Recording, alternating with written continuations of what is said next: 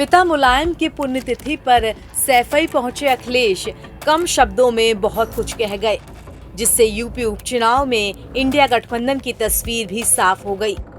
Samajwadi party ने मंगलवार को उपचुनाव के लिए अपने उम्मीदवारों की एक लिस्ट जारी की तो सियासी हलचल तेज हो गई। कांग्रेस की ओर से कहा गया कि अभी तक गठबंधन में सीट बंटवारे पर कोई बातचीत नहीं हुई है। जिस तरह से 6 सीटों का ऐलान हो गया, कहा जा रहा है कि कोई आप लोगों से बातचीत में नहीं, कोई कॉन्फिडेंस में नहीं लिया गया। सच बात है, इसके बारे में जानकारी नहीं है। इंडिया गठबंधन के कोऑर्डिनेशन कमेटी से अभी कोई चर्चा नहीं हुई है। कांग्रेस की तरफ से इस बयान ने सियासत को नया रंग दे दिया, जिसके बाद तमाम तरह की अटकलें शुरू हो गई। लेकिन अब सपा मुखिया अखिलेश यादव ने उन सवालों का जवाब दिया है जिस पर बीते करीब 24 घंटे से सस्पेंस बना हुआ था। अखिलेश यादव से पहले हरियाणा में कांग्रेस की हार पर सवाल हुआ तो उन्होंने बिल्कुल स्पष्ट लहजे में कहा कि आज इस विषय पर कुछ नहीं बोलूंगा, आज का दिन इस पर बोलने के लिए मुनासिब नहीं है। जब सपा प्रमुख से उपचुनाव को लेकर सवाल हुआ तो उन्होंने थोड़ा खुलकर जवाब दिया। कांग्रेस के साथ सीट शेयरिंग और अपने उम्मीदवारों के ऐलान पर कहा कि आज का दिन बहुत कुछ बोलने के लिए नहीं है, लेकिन हाँ, यूपी में कांग्रेस के साथ गठबंधन रहेगा।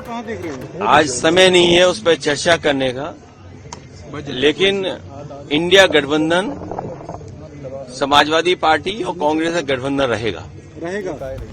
अब अखिलेश यादव के इस बयान के साथ ही सारे सस्पेंस खत्म हो गए हैं, लेकिन अभी सीटों पर सवाल बना ही हुआ है। गौरतलब है कि समाजवादी पार्टी ने बुधवार को 6 प्रत्याशियों की लिस्ट जारी की थी। सपा ने करहल विधानसभा सीट से तेज प्रताप यादव, सीसामऊ विधानसभा सीट से नसीम सोलंकी, फूलपुर से मुस्तफा सिद्दीकी, मिल्कीपुर से अजीत प्रसाद, कटेहरी से शोभावती वर्मा और मझवा विधानसभा सीट से डॉक्टर ज्योति बिंद को प्रत्याशी बनाया है। फूलपुर और मझवा ये दोनों ही वो सीटें हैं जिन पर कांग्रेस दावा कर रही थी।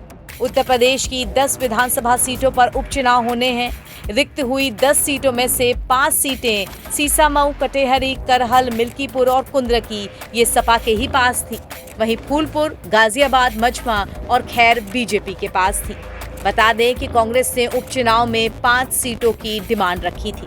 अब चूंकि हरियाणा विधानसभा चुनाव में कांग्रेस के हाथ वो परिणाम नहीं लगे जिसकी उनको उम्मीद थी और समाजवादी पार्टी ने हरियाणा विधानसभा चुनावों में अपना एक भी प्रत्याशी न उतारकर कांग्रेस के लिए मैदान खाली छोड़ा था, तो अब उस लिहाज से यूपी में भी कांग्रेस से सपा उम्मीद करेगी कि ज्यादा से ज्यादा सीटों पर वो सपा को ही लड़ने दे। तो देखना दिलचस्प होगा कि बची हुई 4 सीटों पर क्या रणनीति बनती है, कांग्रेस कितनी सीटों पर मानती है और क्या सपा गठबंधन का लिहाज करते हुए उसे वो सीटें देती है। एनबीटी ऑनलाइन की रिपोर्ट।